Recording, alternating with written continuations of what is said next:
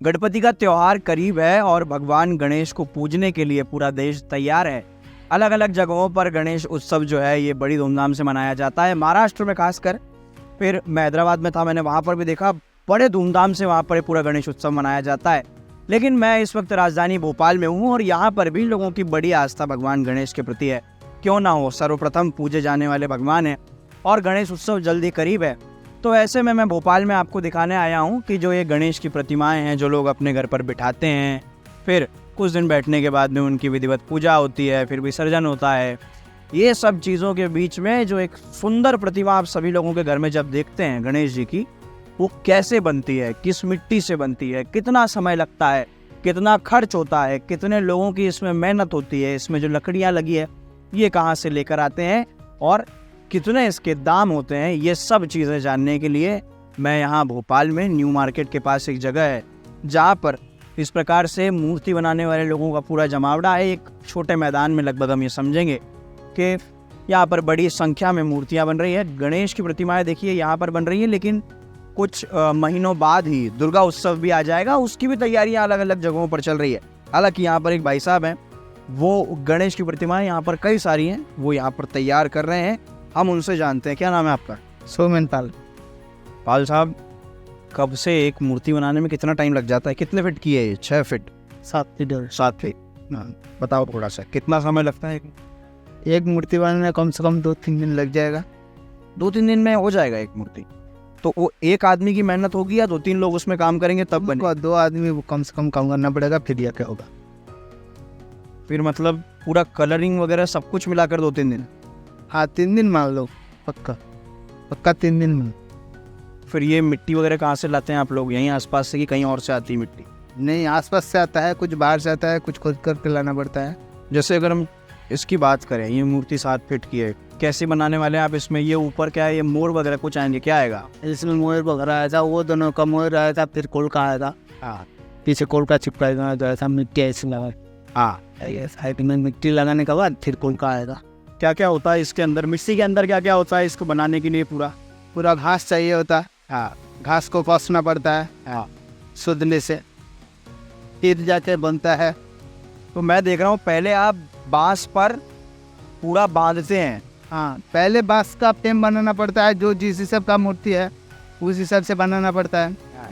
पहले बांस का बन जाएगा, उसके बाद फिर उस हिसाब से फिर मूर्ति का वो घास से बांधना पड़ता है, घास को बांधना पड़ता है। फिर उसके बाद फिर दोबारा एक अलग से मिट्टी लगता है, पोछा मारा जाता है, फिर जाके ये भूसा मिट्टी दिया जाता है। फिर भूसा मिट्टी देने के बाद अभी फिर उंगली लगेगा, फिर मुंडी लगेगा। ऐसे सूखने का बात है, मतलब सूखने के लिए टाइम चाहिए। कितना टाइम चाहिए होता है सूखने के? अभी सूखने के लिए तो अभी काम करते जा रहा हूँ, अभी जब तक ना गणेश जी जा रहा है तब तक सूखते ही रहेगा। ठीक है, क्योंकि अभी तो सूखेगा, धूप नहीं हो रहा है, बारिश हो रहा है ऐसे में। तो अच्छा, एक बात और बताओ, ये 7 फीट की मूर्ति है, आप लोग सबसे छोटी मूर्ति कितनी बड़ी बनाते हैं और सबसे बड़ी कितना आपको ऑर्डर मिल जाता है?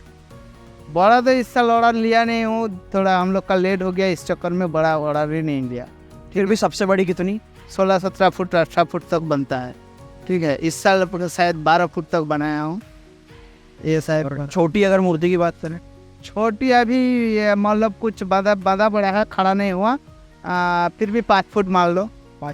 अच्छा, अगर हम दाम की बात करें, 5 फुट से शुरू होकर के जो आप 12 फुट तक कह रहे हैं, क्या रेंज रहती है उनके पैसों की? आप फुट का हिसाब से भी 2000 करके जोड़ना पड़ता है। कभी कभी छोटा मूर्ति का नहीं होता। ठीक है, जैसे बड़ा वाला मूर्ति का 12 फुट का कम से कम 24-25 हज़ार रुपये मिलता है। ठीक है, जैसे छोटा मूर्ति हो जाएगा तो उसमें क्या 3000 3,500, मतलब 5 फुट का 2000, मतलब जो जैसे गिराक होता है ऐसे देना पड़ता है। कभी कभी ज़रूरत पड़ने से यह चक्कर, जब उस टाइम आ जाएगा तो गिराक नहीं है तो एक गिराक है, उनको क्या छोड़ दूँ, इस हिसाब से कुछ बना के दे देना पड़ता है। ठीक है, अब मुझे थोड़ा सा इधर बताओ, दूसरी मूर्तियों पर ये बताओ कि आप इसमें मोर वाला बना रहे हो और क्या अलग अलग डिज़ाइन आप लोग बनाते हो? अभी बहुत सारा कुछ डिजाइन लगा हुआ। फिर भी यहाँ से बता दो आप। जैसे हाथी का सूर लगा हुआ है, उसमें होंगसी लगा हुआ है। हाँ, इसमें सांप लगा हुआ है। तो ये सांप वाली, इसमें शेषनाग बनेगा पूरा? इसमें पूरा नाग बनेगा। और उधर में शेर बना पड़ा है।